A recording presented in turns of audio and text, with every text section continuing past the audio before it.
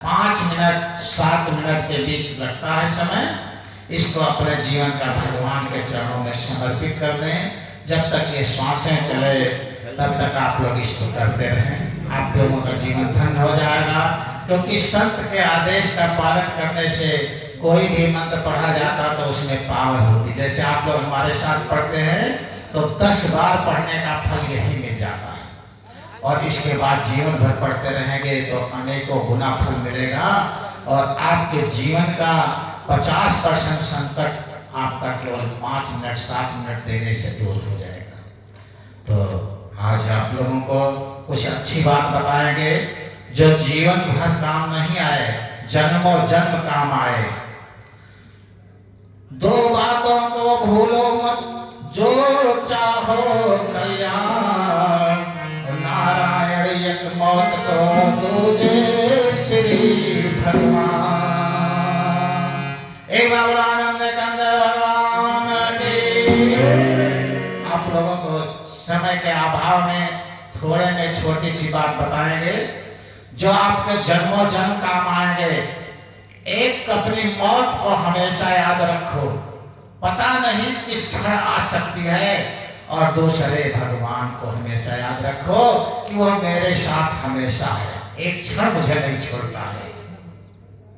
कण कण में प्रभु बसा हुआ, देख रहा चाहे पुण्य करो चाहे पाप। एक कण एक पल एक क्षण में वो देखता है, जो मन में हम विचार करते हैं ये भी वो देख लेता है। ऐसा नहीं है कि हम सोच रहे तो क्या परमात्मा देखता है, परमात्मा देख लेता है। तो जब ये भाव आपके अंदर आ जाएगा तो ये जन्म लेना सफल हो जाएगा, जीवन धन्य हो जाएगा।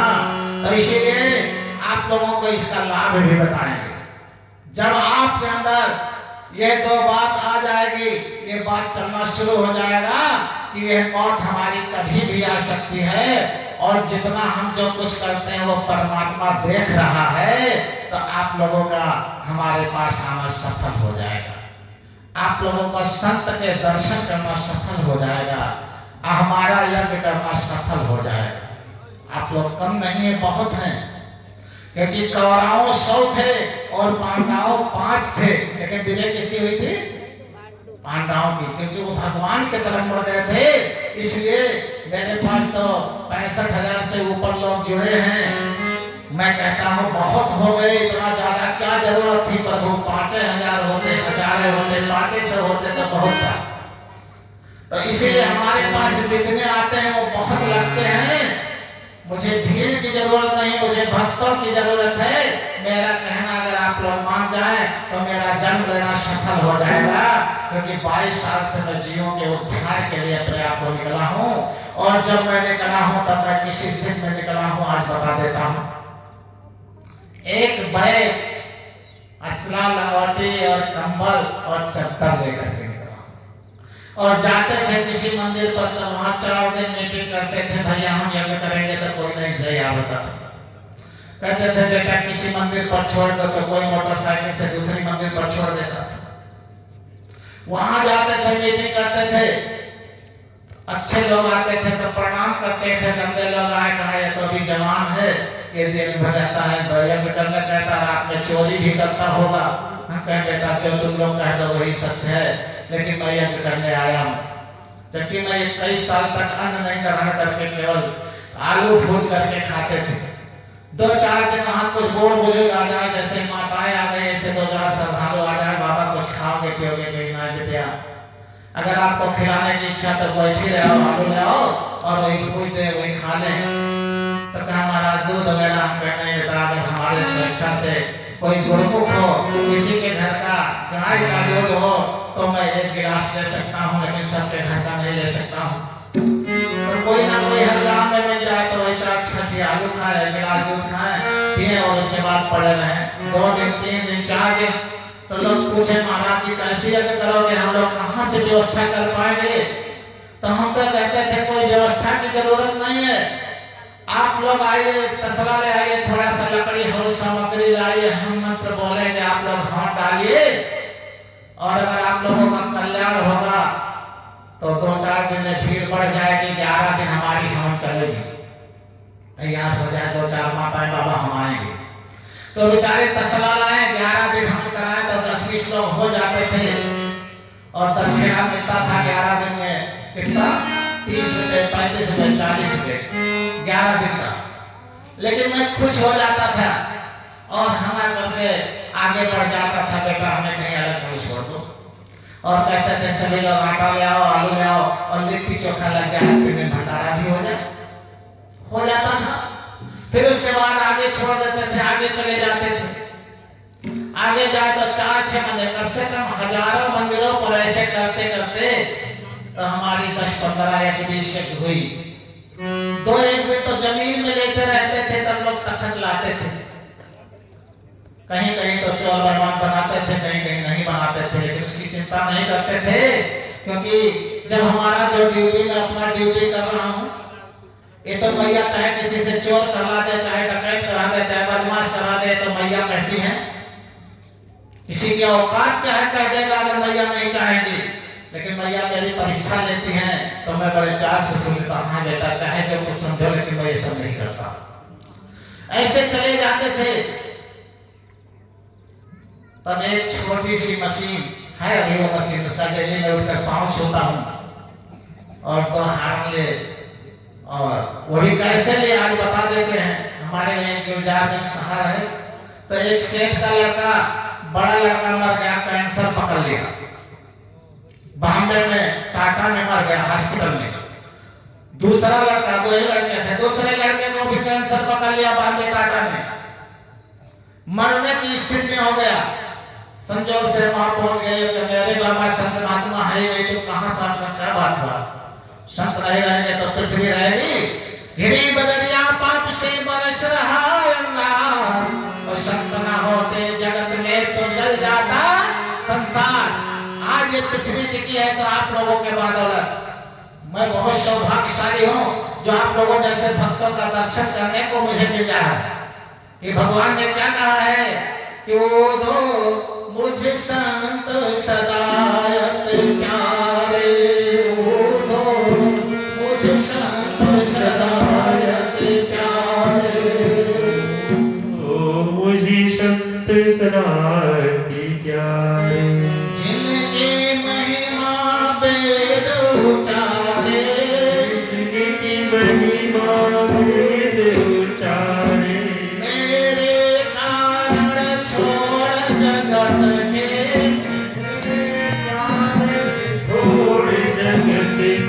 भोग पदार्थ सारे, वो दो मुझे संत सदायत प्यारे, वो दो मुझे संत सदायत प्यारे, जो संतन के सेवक जग में, जो संतन के सेवक जग में, सो सेवक मुझे अति प्यारे, वो दो मुझे अति प्यारे, वो दो मुझे संत सदायत प्यारे, वो दो मुझे संत सदायत प्यारे। निस दिन ध्यान धरत हृदय में, इस दिन ध्यान धरत हृदय में, सब घर काज विसारे, सब घर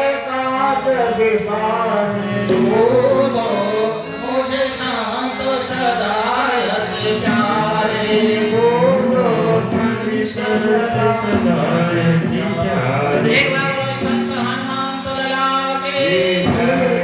तो भगवान ने कहा हे उद्धव, मुझे संतों से ज्यादा प्यारा कौन है? जो संतों के सेवक होते हैं। अभी तो प्रभु की इच्छा थी मुझे संत ही बना दिए, नहीं प्रभु इतना दे रखे थे, मैं अपने दरवाजे बैठा 10-20 संतों को डेली भोजन कराता तो कम नहीं पड़ता। 10-20 संतों को भोजन कराता तो जीवन में नहीं घटता।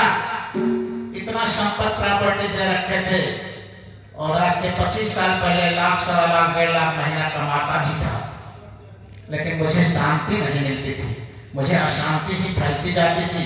चोरी बेईमानी मेरे द्वारा बढ़ता जाता था। यहाँ तक 500-700 लेबर थे, ठेकेदारी करते थे तो 2-2 रुपए काट लेते थे, 1400 रुपए रोज बढ़ जाता था, 40-42 हजार महीने में बढ़ जाता था। तो मैं सोचता था कि इससे बढ़िया इनकम क्या होगा। मैं वही समाज और संसार से क्षमा मांगता हूँ कि मैंने बड़ा लालच किया, बड़ा पाप किया, बड़ा गरीबों का शोषण किया, लेकिन मुझे वो शांति नहीं मिली जो मुझे सूखी आलू में और सेना नमक में गोइठी से भूजे हुए मिल गई। आज भी मुझे जो सूखी रोटी में मिल जाता है वो संसार के व्यंजन में रहेगा। तो जब मुझे ये ज्ञान हो गया कि जो संतों के सेवक जग में वो संतों से ज्यादा प्यारे हैं, लेकिन संत होने के बाद फिर कुछ कर नहीं सकता, क्योंकि संसार में दिया गया इसको पहनने के बाद इसको बदल नहीं सकते हो। अगर बदलोगे तो नरक में भी ठिकाना नहीं होगा। हमने कहा प्रभु मुझे ये ज्ञान पहले क्यों नहीं दिया गया, नहीं तो इससे अच्छा था ना भजन करना, ना ध्यान करना, ना साधना करना, संतों की सेवा करने से पार हो जाते, संतों से पहले आप मिल जाते, लेकिन वो ज्ञान मुझे नहीं हो पाया। तो आज जो मुझसे प्रभु करवा रहे हैं ये मुझे ये नहीं पता है, लेकिन मैं अपना सौभाग्य समझ करके जीवों के उद्धार के लिए ये संसार में जीव किस तरह से हैं आज आप लोगों को बता देते हैं। जैसे बकरे को कसाई पकड़ कर ले जाता है, बांध लेता है, तो चारा तो देता है, देता नहीं देता, देता है, इसलिए कि जब तक काटेंगे नहीं तब तक तो खिलाना पड़ेगा, लेकिन टाइम रखा हुआ है। जैसे उसका एक बकरा बिक गया दूसरे को काट करके बेच देता है। ऐसे संसार में जीवों को भोजन तो मिलता है, लेकिन टाइम रखा है। कौन सा? वो काल टाइम रखा है। जैसे वो छड़ाएगा तुरंत एक थप्पड़ मारेगा और सब कुछ छीन लेगा। बीवी बच्चे पति को पत्नी से छीन लेगा, पत्नी को पति से छीन लेगा, बीवी बच्चे बेटे बहू पोते पोते घर द्वार महल अटारी हाइट पर शोट वोट सब एक क्षण में छीन लेगा। वो क्षण कब आएगा इसका किसी को पता नहीं। तब जब मुझे ज्ञान हुआ कि मैं इतना चोरी बेईमानी करके इतना पैसा कमा करके ले जा रहा हूँ, इसमें से मुझे एक पैसा मिलने वाला नहीं है, तो हमने कहा यह संदेश देना तो बहुत जरूरी है। हमारे गुरु जी द्वारा मैया महाकाली और दसों देवी का चरण मिल गया, जीवों के उद्धार करने का तरीका मिल गया। क्योंकि आजकल जीवन में जीव सबसे बड़ा कर्जदार प्राकृत का है। प्राकृत क्या होता है? जो हम श्वास लेते हैं। पानी के बिना हम 2-4 दिन जी सकते हैं, अन्न के बिना जीवन भर जी सकते हैं, लेकिन श्वास के बिना हम एक पल नहीं जी सकते। तो ये श्वास हमें कौन देता है? प्राकृत देता है। और सो करके उठते हैं, प्राकृत को हम गंदा करते हैं, इसको शुद्ध कौन करेगा? ये भी संपूर्ण समाज का काम है। ये शुद्ध कैसे होता है?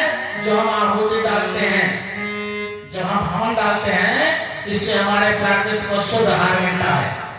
यज्ञ भगवान का जन्म यज्ञ से हुआ है। मनुष्य का जीवा भाई यज्ञ है। हर मनुष्य को आहुति डालना चाहिए। कब डालना चाहिए? रोज डालना चाहिए, सांस डालना चाहिए। इसका उपाय संत महात्मा ही बता सकते हैं। तो आज मैं वही आहुति लोगों को कराने लगे, और वो आहुति में जन से सबसे कराता हूँ, छोटे बच्चे से बुढ़े तक हमारी एक में हवन डालेंगे, और वो मंत्रोच्चार चलेगा जो विश्व स्तर का मंत्रोच्चार है। अच्छे लोग तरसते हैं, लेकिन उस मंत्र को बोलने का अधिकार नहीं मिल पाता है, जो मुझे मैया महाकाली और महाकाल जी ने दिया कि जीवों के उद्धार के लिए एक बार मंत्रोच्चार करने के बाद कई हजार करोड़ स्वास्थ्यवर्धक बैक्टीरिया उत्पन्न होती हैं। ऐसे मंत्रों को बोलने का अधिकार मुझे मैया काली महाकाल ने दिया, और वो जीवों के उद्धार के लिए, जिसके लिए कोई शुल्क कोई फीस नहीं है। हमारे यज्ञ में सभी लोग आकर के हवन डाल सकते हैं। जिसकी इच्छा कहते हैं 10-20 दक्षिणा दे, अगर वो गरीब है देने लायक नहीं तब भी हवन डाले। उसके लिए नहीं कि पैसा दोगे तभी हम डालो, ऐसा कुछ नहीं है। लेकिन कुछ पापी, कुछ पखंडी, कुछ दोही, कुछ पाखंडी ऐसे होते हैं जो झूठा इल्जाम लगाकर ना आते हैं, ना आने देते हैं लोगों को। तो जो हवन कल से शुरू होगी 1 घंटे की, ये तो आप लोगों के यहाँ 7-8 दिन की है, क्योंकि यहाँ पंडित जी के यहाँ शादी है लड़की की। उन्होंने कहा हमारा 4 तारीख के बाद शुरू कीजिए। तो हमने कहा इतना समय हमारे पास नहीं है, क्योंकि मेरा भी कभी भी बुलावा आ जा सकता है। तो जितना ड्यूटी उतना करना है, जल्दी तो बोले 3 तारीख तक खत्म कर दीजिए। इसलिए तत्काल हम जल्दी में 3 तारीख तक खत्म करने का संकल्प लेकर के इस हवन को चालू करा दिए। नहीं तो ये तो बड़ा लंबा समय तक चलता, 11 दिन का नहीं हो पा रहा है, कम दिन का होता है। तो आप लोगों को मौत याद करने का फायदा नहीं बता पाए, बता देते हैं। आप लोगों को मौत जब याद हो जाएगा तो क्या होगा, बड़े ध्यान से सुनिए। आप किसी का बुरा नहीं कर पाएंगे, क्योंकि आपको यह ज्ञान होगा कभी भी मर सकते हैं।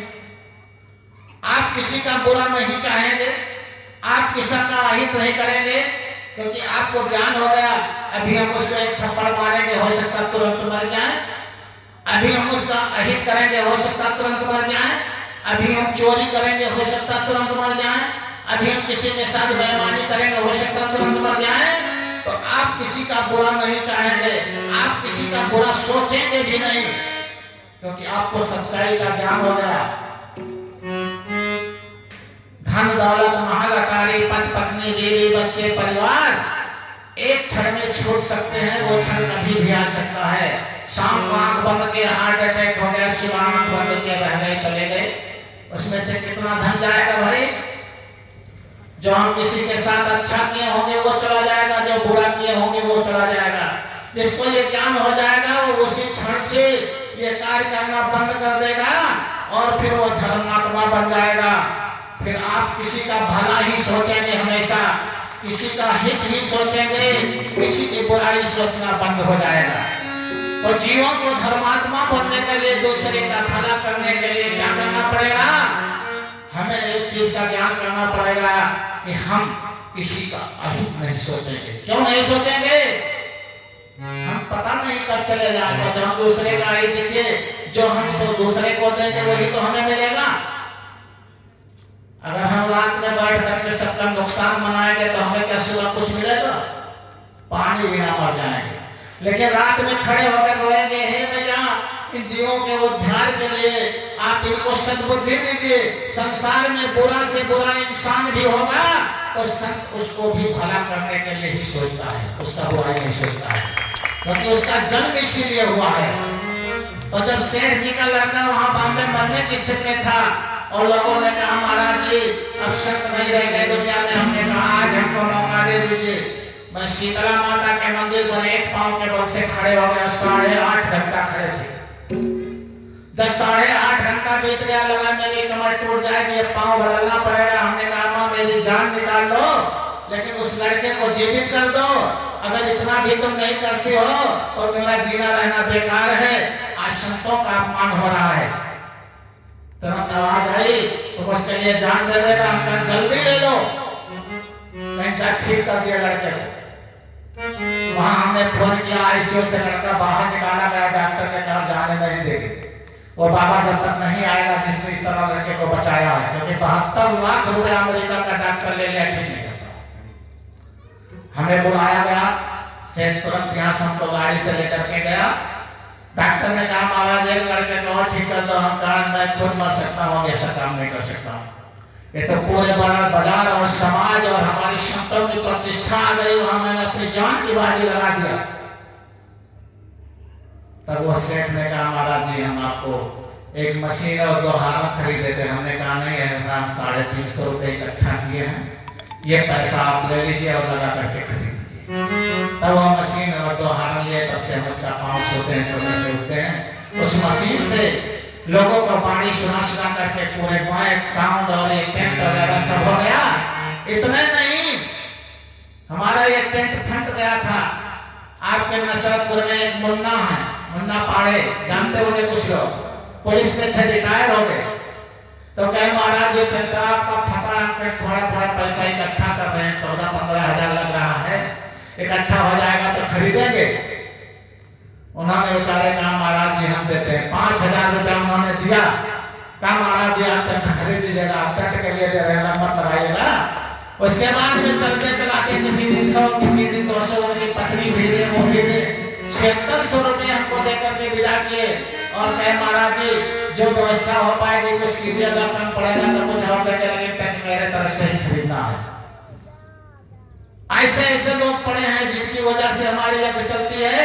हम आप लोगों की दक्षिणा से यज्ञ नहीं चलती। दक्षिणा से कोई लोगों का खर्चा चल जाए तो समझो बहुत हो गया, नहीं तो पता चलता है कभी कभी उसमें भी कम पड़ जाता है। ठीक है, तो ये व्यवस्था कोई मत सोचे। जब हम किसी के घर से मांगने नहीं जाते हैं, किसी के घर से चंदा वसूली नहीं करते हैं, किसी यहाँ आने पर भी नहीं कहते आप दीजिए हमको इतना, तो कहाँ से चलेगा जो अपनी स्वेच्छा से लाएगा। अभी जैसे किसी भैया ने 500 रुपया दिया, हम तो यही मनाएंगे है भैया उनके माता पिता जहाँ भी वो खुशहाल हो, उनके बाल गोपाल जितने भी आने वाले पीढ़ी हो सदैव खुशहाल रहे। ऐसे लोगों के पैसा से हमारा एक चलता है, ऐसे लोगों पैसा से हमारे आए हुए ब्राह्मणों का खर्चा चलता है, ना कि हम किसी के घर से वसूलने जाते हैं, किसी घर से देने जाते हैं। हमारी माताएं बहनें बच्चे 2-2 रुपये 10-10 रुपये 5-5 रुपये चढ़ाती हैं, उसी पैसा से हमारा यज्ञ चलता है। जो आप 2 लाख 3 लाख दे करके कराते हैं, वो आपको 10-20 और 1000-500 खर्च करने से आप लोगों को सुख शांति मिलती, इसका लाभ नहीं ले पाते, क्योंकि फ्री का अभी पैसा लेकर आए होते हैं, खड़े होकर जगह नहीं देता। अभी ऑर्केस्ट्रा होता है, यहाँ पैसे की बौछार हो जाती, जो गांव भर 11 दिन में नहीं खर्च करेंगे वो 1 घंटे में खर्च करके चले जाते। और वहां कोई तर्क नहीं होता है, दुनिया का तर्क चलता है, तमाम पंचायत चलता है। मैं जानता हूं कौन क्या बतलाता है, लेकिन मुझे क्या जरूरत, मेरा जो काम है कर रहा हूं। तो आप लोग जब अपनी मौत को हमेशा याद रखेंगे तो कभी जीवन में क्या होगा, चोरी बेईमानी नहीं करेंगे, पाप दुष्कर्म नहीं करेंगे, अन्याय अत्याचार नहीं करेंगे, क्योंकि आपको ज्ञान हो गया कि मेरी मौत मेरे नजदीक है। इसलिए सभी लोग इस बात को हमेशा ध्यान रखें, और मेरे भगवान मेरे साथ हैं। तो सभी लोग एक छोटी सी भजन हो जाए, उसके बाद आरती का भी समय हो रहा है, क्योंकि जो होनहार है दुनिया में बहुत बलवान है। ठीक है, सभी लोग छोटी सी भजन है, सभी लोग दोहराएंगे। जगत में होनहार बलवान कोई ना समझो झूठी, कोई ना समझो झूठी। जगत में होनहार बलवान कोई ना समझो झूठी, कोई ना समझो झूठी। जगत में कोई ना समझो झूठे, कोई ना समझो झूठे। होनी को परताप करके महलन में रूठी, होनी को परताप करके महलन में रूठी। होनी को परताप देकर महलन में रूठे। राम गए वनवास, राम गए वनवास, देह निप दशरथ की छोटी, इसे ना समझो झूठी। राम गए वनवास, देह निप दशरथ की छोटी, इसे ना समझो झूठी। जगत में होनहार बलवान से कोई ना समझो झूठी। जगत में होनहार बलवान से कोई ना समझो झूठी। होनी को परताप एक दिन रामन पर बीती, होनी को परताप एक दिन रावण पर बीती। होनी को परताप एक दिन रामन पर बीती। होनी को परताप एक दिन रावण पर बीती। दियो विभीषण राज लंकगढ़ सुवर्ण की टूटी। दियो विभीषण राज लंकगढ़ सुवर्ण की टूटी। इसे कोई ना समझो झूठी, इसे कोई ना समझो झूठी। होनी को परताप एक दिन अर्जुन पर बीती।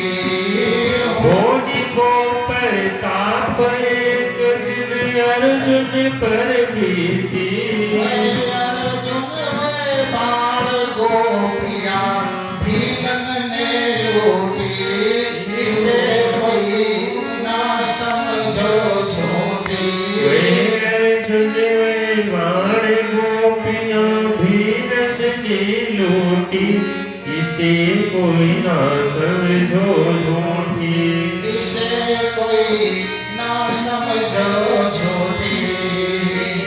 कोई ना समझो झूठी। होनी तो पर ताप एक दिन नल ऊपर बीती। होनी को पर ताप एक नल पर बीती।